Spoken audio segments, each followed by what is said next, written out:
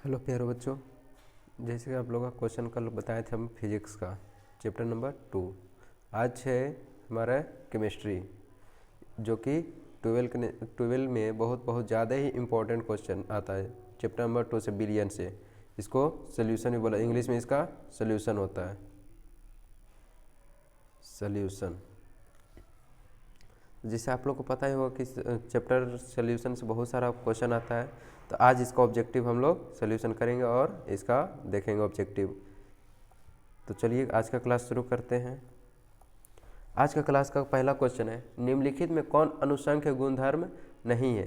तो इसमें क्वेश्चन फिर से देखिएगा आप लोग कि निम्नलिखित में कौन अनुसंख्य गुण नहीं है। तो इसमें आंसर हो जाएगा वाष्पदाब, क्योंकि हिमांक वाष्पदाब क्योंकि हिमांक का अवनमन, क्वथनांक का उन्नयन और प्राष्णदाब तीनों का तीनों क्या है, अनुसंख्य गुण धर्म में आता है, लेकिन वाष्पदाब नहीं आता है। चलिए अगला क्वेश्चन की ओर देखते हैं। अगला क्वेश्चन है, कुहासा कोलाइडी विलयन में क्या होता है। तो कुहासा मतलब आप लोग को पता होगा, जो गाँव में बोला जाता है इसको कुहा, जो कि सुबह सुबह शीत के रूप में मतलब रहता है, जिसमें धुंधला धुंधला टाइप का पूरा दिखता है। तो बोल रहा है कुहासा कोलाइडी विलयन में क्या रहता है। तो कुहासा तो आप लोग को पता है कि पानी के रूप में रहता है, उसमें हल्का मात्रा में पानी रहता है और हल्का गैस रहता है। तो इसमें क्या हो जाएगा, द्रव कण गैस में परिक्षिप्त रहते हैं। द्रव मतलब हो गया पानी और गैस मतलब हो गया हवा, तो दोनों का मिश्रण रहता है, इसलिए इसका आंसर क्या हो जाएगा, आंसर ए, द्रव कण गैस में परिक्षिप्त रहते हैं। अगला क्वेश्चन की ओर बढ़ते हैं। अगला क्वेश्चन है, निम्नलिखित में कौन सा जोड़ा आदर्श घोल का निर्माण नहीं करता। याद रखिएगा आप लोग कि आदर्श विलयन में आदर्श घोल यानी कि आदर्श विलयन वही होता है जो कि राउल्ट का नियम का पालन करता है। जो राउल्ट का नियम का पालन करता है इसी को क्या कहा जाता है, आदर्श विलयन पालन करता है, और जो पालन नहीं करता है उसे अनादर्श विलयन कहा जाता है। इसलिए इसमें हो जाएगा क्वेश्चन है, निम्नलिखित में कौन सा आदर्श घोल का निर्माण नहीं करता है, यानी कि इसमें कौन सा है जो राउल्ट का नियम का पालन नहीं करता है। तो इसमें राउल्ट का नियम का पालन नहीं करता है CH3 2CO CCl4। यहाँ पर ध्यान दीजिए 14 नहीं है, L4 है। यहाँ पे थोड़ा सा CCl4 CH3 2CO CCl4 answer हो जाएगा इसका डी। आगे अगला क्वेश्चन की ओर बढ़ते हैं। निम्नलिखित में कौन अर्धपारगम झिल्ली से निकल पाते हैं। तो अर्धपारगम में याद रखिएगा कि विलायक के अणु ही निकल सकते हैं, विलायक के अणु।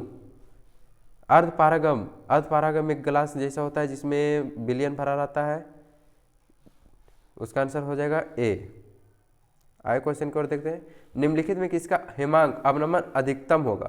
तो हिमांक मतलब होता है बर्फ, विलयन में क्वथनांक का उन्नयन हिमांक का अवनमन, ये दोनों पॉइंट बहुत ही इंपॉर्टेंट है, हर बार एग्जाम में लगभग पूछ ही लेता है। तो ये क्वेश्चन आप लोग कहीं ना कहीं देखे ही होंगे, आप लोग का क्लास चलता होगा वहीं ना देखे होंगे कि हिमांक का अवनमन के बारे में आप लोग पढ़े होंगे।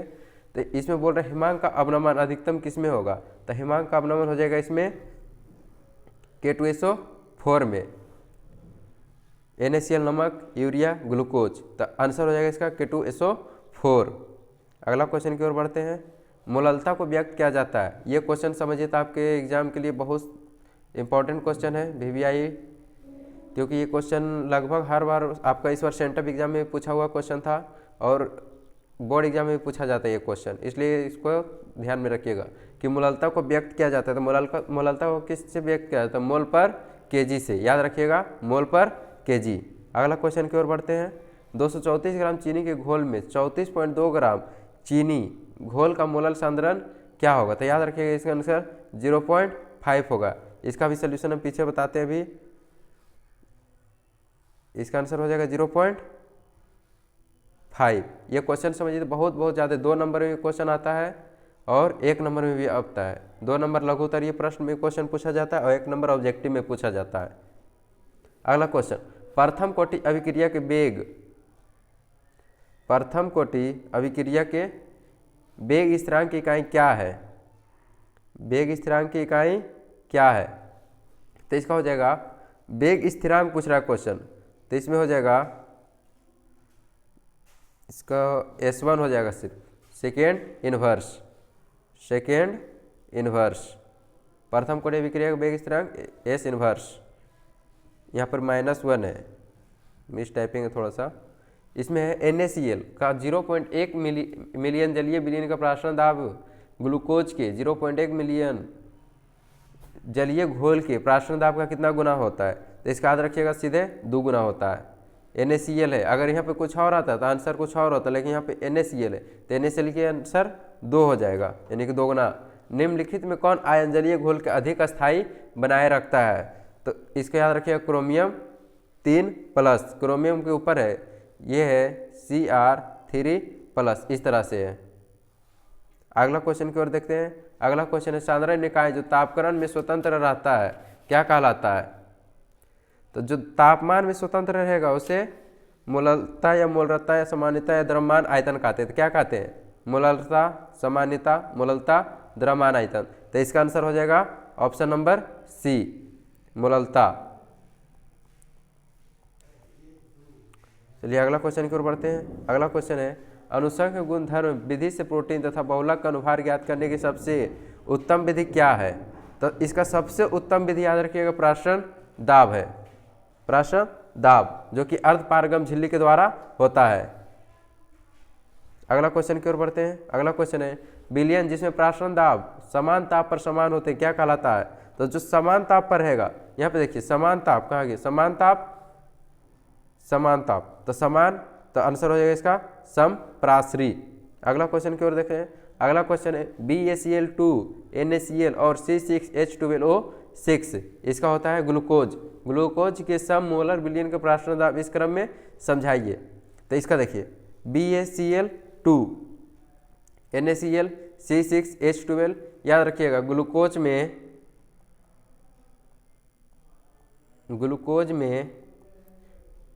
एक विद्युत अपघट्य है, एक विद्युत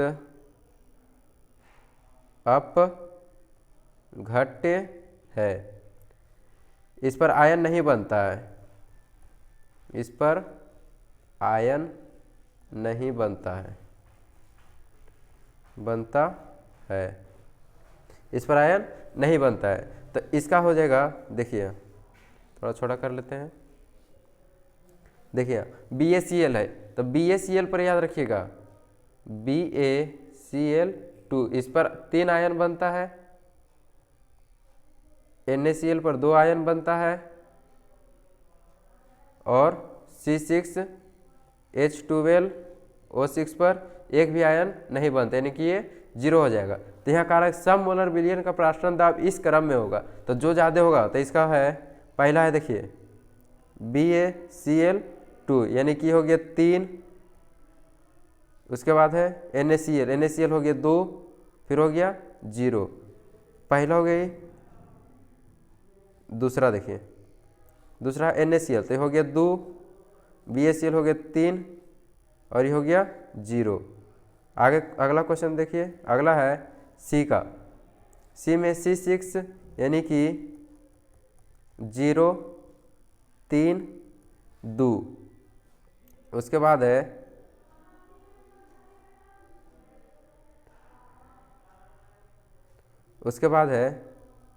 चौथा में 0, 2 और BaCl3। तब ये देखिए ये तीनों में, ये 4 ऑप्शन, ये चारों में से बड़ा कौन सा है? तो बड़ा हो जाएगा ये ऑप्शन नंबर ए। तो आंसर हो जाएगा इसका, क्या कि यहाँ पहले 3 आ रहा है, फिर 2, उसके बाद 0, लेकिन इसमें देखिए पहले 2, 3, उसके बाद 0, फिर 0, 3, 2, 0, 2, 3, इसलिए इसमें बड़ा कौन हो जाएगा? तो बड़ा हो जाएगा ए, इसलिए आंसर हो जाएगा इसका ए। याद रखिएगा ये क्वेश्चन एग्जाम में आता है कि आयन संयोजन वियोजन पढ़े होंगे आप लोग, उसी में ये क्वेश्चन था। चलिए अगला क्वेश्चन देखते हैं। निम्नलिखित में किसमें विलयन का अनुसंख्य गुणधर्म नहीं है? अनुसंख्य गुणधर्म देखिए यहाँ पे अनुसंख्य गुणधर्म में नहीं है, तभी बताए थे कि प्राशन दाब अनुसंख्य गुणधर्म है, वाष्पदाब का अवनमन ये भी गुणधर्म है अनुसंख्य का, हिमांक अवनमन भी गुणधर्म ही है। तो इसका आंसर हो जाएगा सी, आंसर हो जाएगा इसका सी नहीं बी, पृष्ठ तनाव, आंसर पृष्ठ तनाव। अगला क्वेश्चन की ओर बढ़ते हैं। अगला, यूरिया का 0.6% जलीय विलयन किसके समप्राशरी होगा? यह कह रहा है यूरिया का, अभी बताए थे यूरिया का 0.6% जलीय, तो यूरिया का 0.6% के लिए याद रखिएगा ग्लूकोज और यूरिया का मान दोनों का इक्वल ही होता है, लगभग इक्वल ही होता है, इसलिए इसका आंसर 0.1 ग्लूकोज हो जाएगा। चलिए आगे की ओर बढ़ते हैं। अगला क्वेश्चन है, ये क्वेश्चन तो शायद अभी बताए थे हम, क्वेश्चन नंबर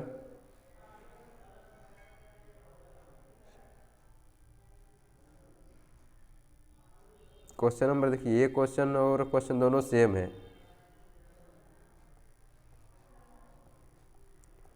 इसका आंसर क्या हो जाएगा? इसका आंसर हो जाएगा 0.55। चलिए आगे की ओर। शुद्ध जल की मोलरता कितना होता है? शुद्ध जल की मोलरता होता है 55.6।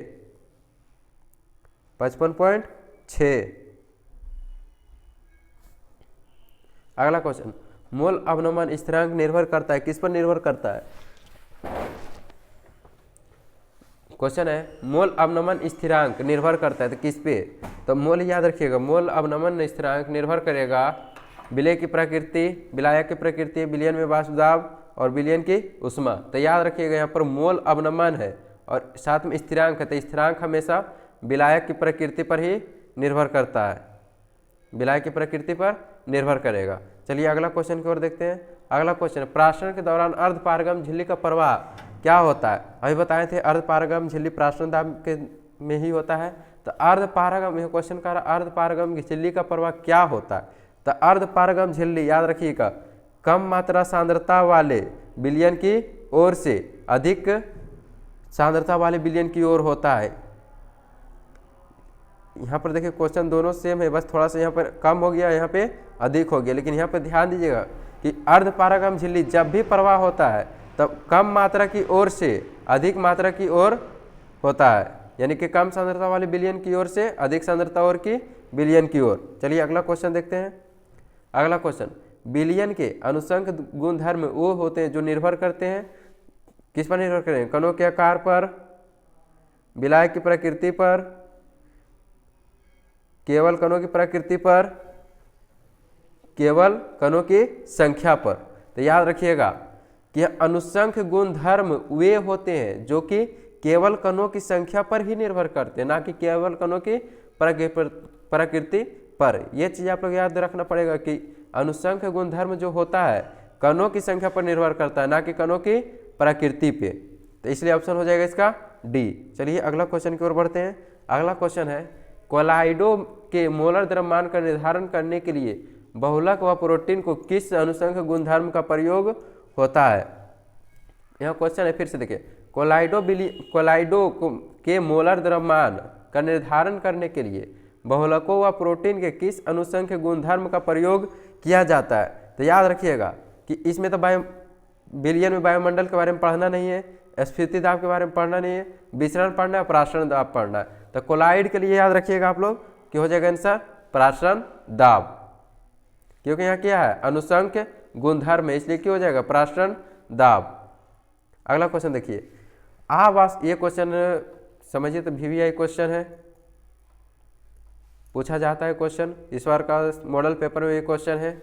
आवासशील विलेय रखने वाले विलयन के वाष्प दाब के अपेक्षिक अवनमन विलेय के मोल अंश के समानुपाती है। यह कथन किसका है? तो यह कथन याद रखिएगा किसका है? राउल्ट का।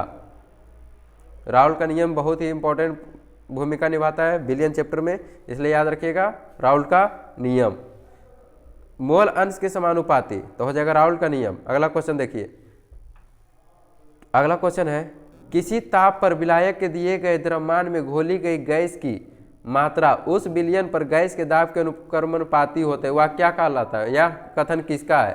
तो यह कथन याद रखिएगा हेनरी का है, यह कथन हेनरी का है। अगर मोल के समानुपाती रहता, यहाँ पर अगर समानुपाती रहता तो हो जाता राउल्ट का नियम, लेकिन यहाँ क्या अनुक्रमणपाती, तो हो जाएगा हेनरी का नियम। चलिए अगला क्वेश्चन की ओर देखें। अगला क्वेश्चन है, निम्न में से कौन सा द्रव युग्म राउल्ट के नियम से धनात्मक विचलन दर्शाता है? यह कहा राउल्ट के नियम से धनात्मक विचलन दर्शाता है, तो इसका आंसर हो जाएगा धनायक विचलन, तो धनायक विचलन में जल नाइट्रिक नहीं होगा क्योंकि जल आयन देता है माइनस में, ये भी जल भी होगा नहीं होगा, एसीटोन ये भी नहीं होगा। आंसर हो जाएगा इसका बी, ऑप्शन नंबर बी। अगला क्वेश्चन की ओर देखते हैं। अगला क्वेश्चन है कौन अनुसंख्य गुणधर्म नहीं है, तो इसका हो जाएगा केबी, क्योंकि टी भी होता है क्वथनांक, पाई भी होता है बिलियन में ही प्राशन दाब में, और टीएफ ही होता है हिमांक के लिए होता है टीबी और क्वथनांक के लिए टीएफ, तो इसका आंसर हो जाएगा डी। अगला क्वेश्चन फिर से देखिए वही क्वेश्चन है, राउल के नियम का धनात्मक, लेकिन इसमें क्वेश्चन थोड़ा सा चेंज है, ऑप्शन क्वेश्चन सेम है लेकिन ऑप्शन चेंज है। तो चलिए देखते हैं इसका। इसमें भी देखिए क्लोरोफॉर्म है, एसीटो है, एथेनॉल है, और इसमें टेट्रोक्लोराइड है। यहाँ पे क्वेश्चन था नाइट्रिक अम्ल, जल हाइड्रोक्लोरिक अम्ल, एसीटोन, क्लोरोफॉर्म, बेंजीन, मेथेनॉल, तो आंसर हो गया तो इसका मेथेनॉल। इसका आंसर देखिए, इसका आंसर हो जाएगा बेंजीन क्लोरोफॉर्म। अगला कौन ताप द्वारा प्रभावित नहीं होता है, तो याद रखिए ताप द्वारा प्रभावित मोललता नहीं होता है, मोलरता हो जाता है ताप द्वारा प्रभावित लेकिन मोललता नहीं होता है। मोललता प्रदर्शित किससे होता है, तो मोललता प्रदर्शित याद रखिएगा हो जाएगा मोल पर केजी। अगला क्वेश्चन विद्युत अपघट्य का उदाहरण है, तो विद्युत अपघट्य, तो विद्युत अपघट्य का उदाहरण हो जाए इसमें देखिए अभी बताए थे जो विद्युत का चालन करेगा वही विद्युत का अपघट्य भी कहलाएगा। तो इसमें देखो यूरिया में चालक निर्वाह नहीं कर सकता है, बेंजीन में चालक का प्रवाह नहीं होता है, चीनी में चालक का प्रवाह नहीं होगा, लेकिन सोडियम एसीटेट, सोडियम यानी कि समझो नमक में जैसे कि पहले के टाइम में देखते होंगे आप लोग कि घर के अर्थिंग लगा होता था, जो लाइन घर का लाइट का लाइन रहता था, पॉल पर से एक लाइन रहता था, उसके बाद जमीन में एक अर्थिंग के रूप में नीचे जमीन के अंदर दिया जाता था, उसमें नमक पानी डाला जाता था, वो क्या होता था विद्युत का अपघट्य, इसलिए आंसर हो जाएगा इसका बी।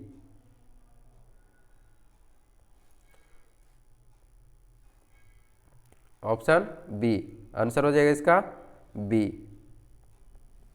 अगला क्वेश्चन की ओर देखते हैं। अगला क्वेश्चन 1 बिलियन के हिमांक में अवनमन के साथ साम्यावस्था किन में पाई जाती है। क्वेश्चन कह रहा है 1 बिलियन के हिमांक में अवनमन के समय साम्यावस्था इनमें होती है, तो क्या होता है, तो याद रखिएगा द्रव विलायक और ठोस विलायक में ही होता है ये चीज, ऑप्शन नंबर ये।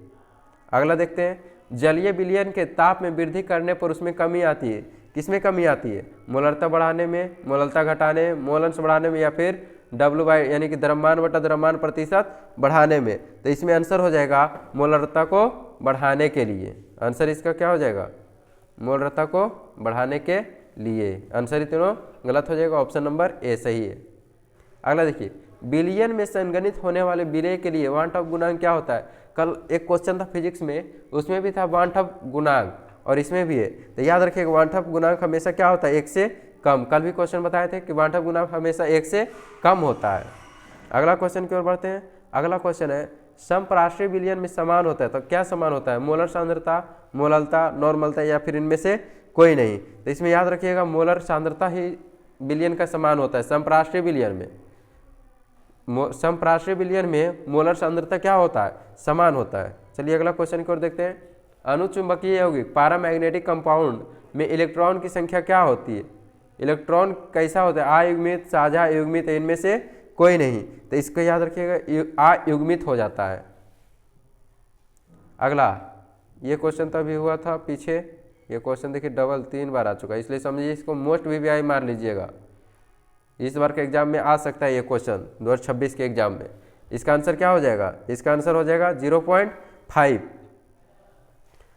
अगला क्वेश्चन है अंडा के सबसे बाहरी कड़ा सेल को तनु HCl से हटाकर, HCl मतलब हाइड्रोक्लोरिक से हटाकर, HCl हाइड्रोक्लोराइड को हटाकर NaCl मतलब सीधे रखिएगा नमक यानी कि सोडियम क्लोराइड, नमक के तनु विलयन में डालने से तो क्या होगा, अंडा फूल जाता है, अंडा सिकुड़ जाता है, अंडा के आकार में कोई परिवर्तन नहीं, अंडा पहले सिकुड़ता है और बाद में फूल जाता है। तो आप लोग घर में कभी ना कभी अंडा को जो होता है सिझाते ही होंगे, उबालते होंगे अंडा, तो अंडा को उबालने के लिए उसमें पानी के साथ साथ क्या डालना पड़ता है, नमक डालते होंगे। नमक डालने से क्या होता है, अंडा जो होता है उबलता है उसके बाद सिकुड़ जाता है, सिकुड़ने के बाद जो उसका ऊपरी भाग होता है, जो बाहरी कड़ा, वो क्या होता है, आराम से निकल जाता है, इसलिए आंसर क्या हो जाएगा बी, अंडा सिकुड़ जाता है। अगला क्वेश्चन, प्राष्टन दाब की इकाई क्या है? तो प्राष्टन दाब की इकाई याद रखिएगा एटीएम, एटॉमिक प्रेशर। अगला, राउल्ट के नियम के अनुसार बाष्प दाब का अपेक्षित अवनमन किस चीज से अवाष्पशील? तो क्या हो जाएगा आंसर, विलायक के मोल प्रभाज के बराबर होता है, विलेय के मोल प्रभाज के बराबर होता है, विलायक के प्रतिशत के बराबर होता है, विलेय के मोल प्रतिशत के बराबर होता है। तो याद रखिएगा इसका मोल प्रभाज के बराबर होता है, विलेय के मोल प्रभाज के बराबर होता है। अगला क्वेश्चन की ओर बढ़ते हैं। अगला क्वेश्चन है, बिलियन में विलेय की मोललता किस यूनिट में व्यक्त किया जाता है? तो बिलियन में याद रखिएगा मोल केजी इनवर्स विलायक। अगला क्वेश्चन की ओर देखते हैं। अगला क्वेश्चन, निम्न में कौन एंटी फ्रीज का काम करता है? तो एंटी फ्रीज का याद रखिएगा एसिटिन, एथिलीन, ग्लाइकोल। एसीटोन नहीं होगा, ईथर नहीं होगा, इनमें सभी नहीं होगा, एक ही होगा। आज भर के लिए इतना ही है। एक क्वेश्चन देखिए, एक क्वेश्चन और है, आप लोग थोड़ा सा ध्यान दीजिएगा कि कभी कभी एग्जाम में पूछ लेता है कि ठंडे प्रदेश में गाड़ी के रेडिएटर में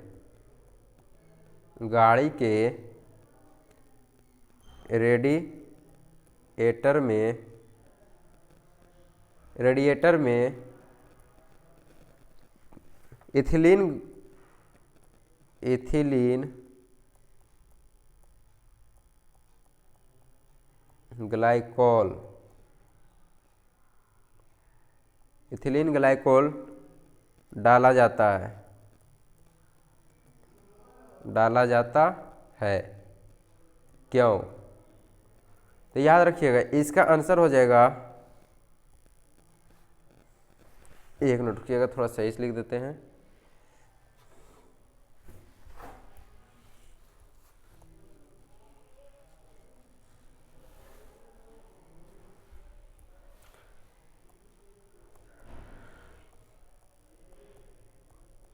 ठंडे प्रदेश में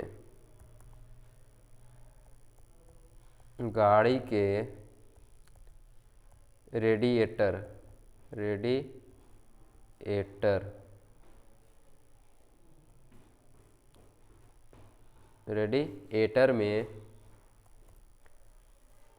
इथिलीन ग्लाइकोल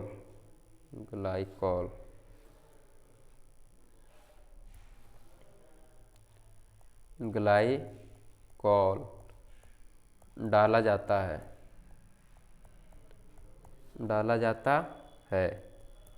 क्यों?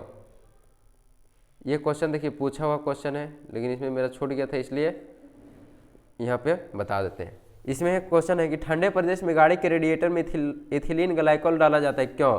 इथिलीन ग्लाइकोल अभी देखिए यहाँ पे बताए थे हम कि एंटी फ्रीजर का काम करता है, यानी कि जो बर्फ जम जाता है उसको पिघलाने के लिए काम किया जाता है इथिलीन ग्लाइकोल के द्वारा, जो कि जम्मू कश्मीर, हिमाचल प्रदेश, इस सब एरिया में होता है ज़्यादा, मतलब यूज किया जाता है इसका इथिलीन ग्लाइकोल का। तो याद रखिएगा कि ठंडे प्रदेश में जब गाड़ी का रेडिएटर में याद रखिएगा रेडिएटर में पानी डाला जाता है, पानी डाला जाता है। या फिर आप लोग अपने आसपास में कभी किसी के फंक्शन में या पार्टी वगैरह में देखे होंगे कि जनरेटर चलते रहता है, तो जनरेटर का एक भाग में ऊपर जो निकला हुआ रहता है उसमें पानी डाला जाता है। इसी तरह से गाड़ी में फिर आता है, गाड़ी का इंजन में, तो उसमें ठंड प्रदेश में होता है कि वहाँ अधिक मात्रा में ठंड पड़ने के कारण उसमें क्या हो जाता है, बर्फ जम जाता है, तो जिसके कारण गाड़ी स्टार्ट नहीं हो पाता है। तो गाड़ी स्टार्ट करने के लिए वहाँ का जो गाड़ी का मालिक होता है वो क्या डालता है, इथिलीन ग्लाइकोल डालता है, जिससे क्या होता है, बर्फ पिघल जाता है, कुछ देर में बर्फ पिघल जाता है, उसके बाद पिघलने के बाद गाड़ी स्टार्ट हो जाता है। इसलिए याद रखिएगा कि गाड़ी स्टार्ट करने के लिए, गाड़ी शुरू करने के लिए आंसर आपका हो जाएगा गाड़ी शुरू करने के लिए, क्योंकि वहाँ गाड़ी का जो रेडिएटर का पानी होता है वो जम जाता है, पूरा बर्फ़ हो जाता है, क्योंकि वहाँ माइनस में चला जाता है सेल्सियस तापमान, इसलिए क्या हो जाता है वहाँ पे इथिलीन ग्लाइकॉल का यूज किया जाता है। आज भर के लिए इतना ही। अगर आपको वीडियो अच्छा लगे तो लाइक और सब्सक्राइब जरूर करें और अपने दोस्तों के पास भी शेयर जरूर करें। धन्यवाद।